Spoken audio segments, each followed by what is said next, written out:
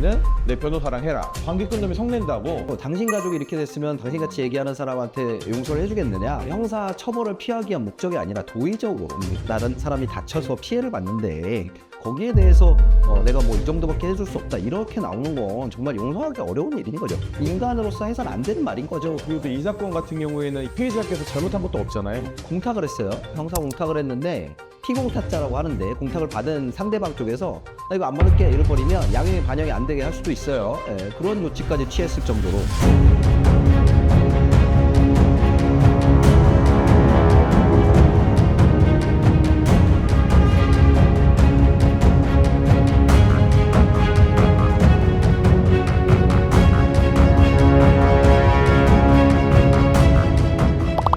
버스가 우회전을 하다가 사람을 충격하면서 역과를 했으니, 역과라는 거는 이제 밟고 지나간 건데요.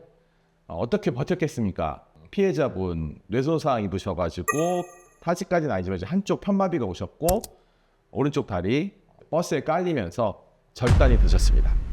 그러니까 이게 법 개정이 되기 전까지 우회전하는 차들은 되게 뭔가 보행자가 있으면 짜증을 내고 막 그랬었어요. 그러니까 빵빵거려. 뒤에서 왜 안 가냐. 뭐 우회전하는 차가 그렇게 횡단보도 보행자가 있어서 서 있으면은 다른 우회전하는 차가 뒤에서 왜 안 가는지 뭐 이런 것도 막 계속 막 압박하고 뭐 이런 게 다반사였었는데 이런 사고들이 위험하다라는 걸 인지를 하고 있는 것 같고요. 단속도 많이 했죠. 예. 특히나 이런 버스들 같은 경우 우회전하는 차의 또 위험성이 어디에 나오냐면 이 큰 차들은 오른쪽 아래쪽이 잘 안 보여요. 오른쪽 아래쪽이 잘 넓다 보니까 차가 넓다 보니까. 뺑소니 예전에 우리 사건 뺑소니 사건에서 이제 무죄 나온 것도 네네. 이제 큰 차가 가다가 우측에 있는 조그만 차를 보지 못하고 그렇죠. 하고 갔다고 이제 뺑소니 혐의를 받았던 사건이었죠. 네네.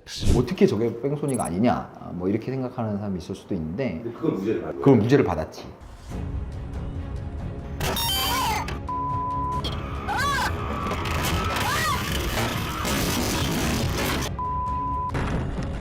그리고 또 우회전하는 차는 왼쪽에서 혹시 차가 오지 않는지를 봐야 되거든요. 그러니까 왼쪽으로. 이런 큰 차량 같은 경우는 사실 이제 직진 신호가 있는 교차로에서 우회전을 하는 케이스는 왼쪽에서 오는 차는 볼 필요는 없어요. 그러니까 왜냐하면 차들이 직진을 하고 있기 때문에 거기서 우측으로 빠지면 그러면 왼쪽을 볼 필요 없는데 습관적으로 우회전을 하는 차는 왼쪽에 차가 혹시 오지 않는지 이렇게 보게 되거든요.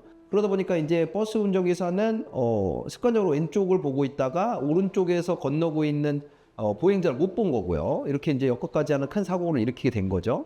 피해자가 이제 중상을 입었잖아요. 되게 힘든 이제 가족들이 힘들거든요. 이제 간병도 해야 되고 뭐 이런 상황이기 때문에 이런 케이스에서는 간병비 부담 때문에 형사합의를 하려는 욕구가 좀 커요. 네. 종합보험에서 간병비를 지원해주는 게 한 달밖에 안 되기 때문에 그 이후에는 나중에 합의를 볼 때 한꺼번에 받는 거지 매달 발생하는 간병비를 감당하기 어렵고. 가령 이제 간병인비로 뭐 월 한 300만 원씩 들어간다고 하면 1년이면 그래도 그게 한 4천만 원, 5천만 원 되고 요즘 같은 경우 400만 원 넘어가거든요. 네. 이 사건의 혐의가 뭐냐? 교통사고 처리 특례법 위반, 보행자 보호 의무 위반. 그렇죠? 여섯 번째. 네. 그래서 중대과실에 해당하는 이유로 사고를 발생시켰기 때문에 형사 입건이 당연히 됐고요. 물론 기각이 되긴 했지만 영장 실질 심사까지 받아야 되는 그런 중대한 사고가 됐었습니다. 이제 여기서 이제 얼마나 처벌을 받는지가 이제 궁금하실 텐데 기본적으로 이제 양형 기준표라는 게 있지 않습니까? 그렇죠. 이제 대법원에서 이제 양형 심사위원회가 있어요. 거기서 이제 매년 이제 양형 기준표를 제시를 하는데 이 교통사고 처리 특례법 위반 사건 같은 경우에 일반적인 양형 기준에서는 이제 4개월에서 10개월, 금고 4개월에서 10개월을 이제 권고형의 기준으로 삼고 있는데 중상해를 입은 경우에는 하한을 8개월로 올리고요. 그리고 상한을 1년 6개월까지 올려서 8개월에서 1년 6개월까지 범위 내에서 권고형이 이제 규정이 돼 있어요. 굉장히 높아지네. 그렇죠. 네, 거의 2배 가까이 높아지는 거라서 중상해를 일으키는 사고에 대해서는 더 이제 처벌이 강화된다 이렇게 생각을 하시면 되죠. 네.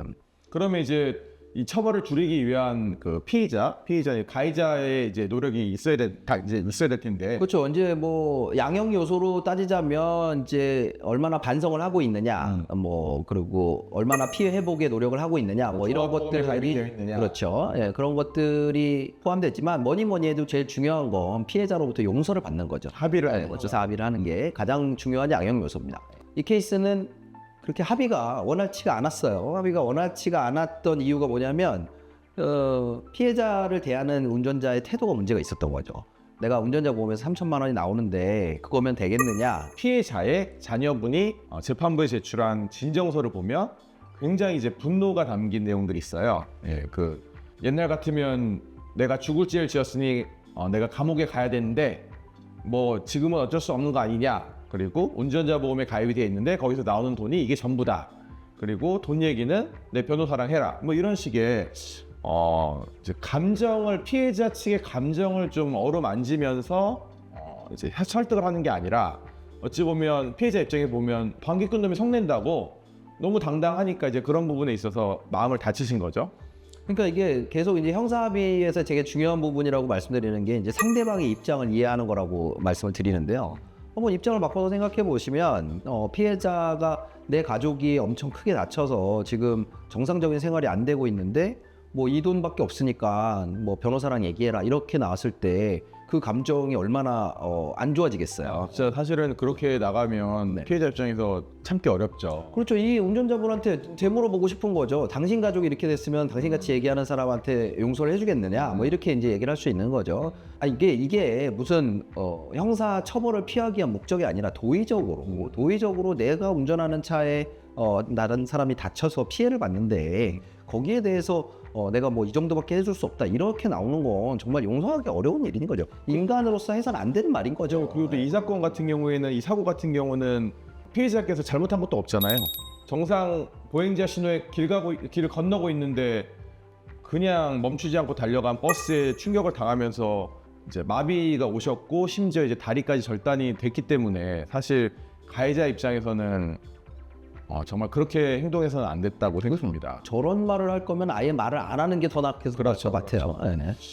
이제 피해자 사실 이제 저희가 피해자 쪽 대리를 맡았던 사건인데 이제 사건을 수임하고 나서 이제 가족분들과 의논을 하는데 현실적으로 간병비 부담이 너무 컸기 때문에 형사합의가 솔직히 말하면 굉장히 절실했었습니다. 그래서 설득을 했고 다만 이제 변호사님이 가해자 측 변호사님하고 이제 얘기를 하면서 접근 방식을 좀 바꿨으면 좋겠다. 진솔한 사과도 필요하고 해서 이제 원만하게 좀 이제 합의가 된 거죠. 그렇죠. 이게 뭐 악의가 있는 건 아니겠지만 저희가 이거 피해자 쪽 하면서 이제 상대방이 공탁을 했어요. 형사 공탁을 했는데 저희가 공탁금을 출급하지 않겠다. 찾아가라라는 거를 이제 피공탁자라고 하는데 공탁을 받은 상대방 쪽에서 나 이거 안 받을게 이럴 버리면 양형이 반영이 안 되게 할 수도 있어요. 예, 그래서 그런 조치까지 취했을 정도로 이제 상대방 변호사가 처음에 조언을 잘 해주고 조력을 잘 해줬다면 그런 방식으로 이렇게 형사합의를 접근하진 않았을 거죠. 근데 피해자 쪽에서는 너무 감정이 상해 있어서 돈 몇 푼에 이런 거를 그냥 넘어가지 않겠다 이렇게 강경하게 나오셨었어요. 그래서 저희가 이제 피해자 쪽에 감정을 위로해 드리면서 가해자 쪽 변호사한테도 저희가 좀 요청을 드렸죠. 이런 방식으로 접근해가지고 어떻게 합의를 하냐. 좀 진솔하게 사과하는 모습도 보여주고 미안해하는 그런 제스처도 좀 취하고 이렇게 해야지 뭐 합의를 하려면 말고 아니면 어쩔 수 없고 뭐 이렇게 나온다 그러면 어떻게 합의를 볼 수 있겠느냐 이렇게 제가 오히려 상대 가해자의 변호사를 설득해야 될 그런 상황이 있었던 사건이에요. 진짜 저는 사실 이 얘기 좀 드리고 싶은 게 속마음이 어쨌든 근데 그 속마음을 겉으로 이제 표현을 하는 분들이 있어요. 사실 돈을 원하는 거 아니냐, 얼마면 되겠냐. 근데 그런 방식은 전혀 도움이 되지 않더라고요. 전혀 도움이 되지 않고 실제 그렇게 돈이 필요하고 중요하다 하더라도 그 형식 자체는 사과와 어떤 이제 감정에 대한 터치가 중요한 거지. 내가 변호사이기 때문에, 내가 뭐 판사 출신이고 검사 출신이기 때문에, 내가 전문가이기 때문에 라는 식의 접근을 하는 분들의 조력은 제 생각에는 교통사고 쪽은 맞지 않는 것 같습니다. 내가 운전하는 차에 다른 사람이 다쳐서 피해를 봤는데 거기에 대해서 내가 뭐 이 정도밖에 해줄 수 없다 이렇게 나오는 건 정말 용서하기 어려운 일인 거죠. 어쨌든 가해자가 처음에 피해자 쪽에 잘못 말을 하게 되면 그러면 이 용서를 한다라는 게 참 힘들어지거든요. 그러니까 처음에 말 한마디라도 항상 이 피해자 측의 어떤 감정이 어떨 것인지 내가 어떤 말을 했을 때 어떻게 받아들여지고 느껴질 것인지 이런 거에 대한 생각을 하면서 접근하는 게 중요하고 그런 면에서 주변에 특히 변호사가 선임돼 있다면 변호사의 역할이 되게 중요하다고 생각을 해요. 그러니까 변호사가 예를 들면 그런 경우도 있다 그러더라고요. 변호사가 오히려 이제 합의를 망치는 경우도 있고. 그렇죠. 네. 그리고 뭐 중간에서 뭐 여과 없이 가해자의 뜻을 전달한다거나 뭐 이렇게 돼 버리면 정말 불난집에 부채질을 하는 격이 되는 거예요.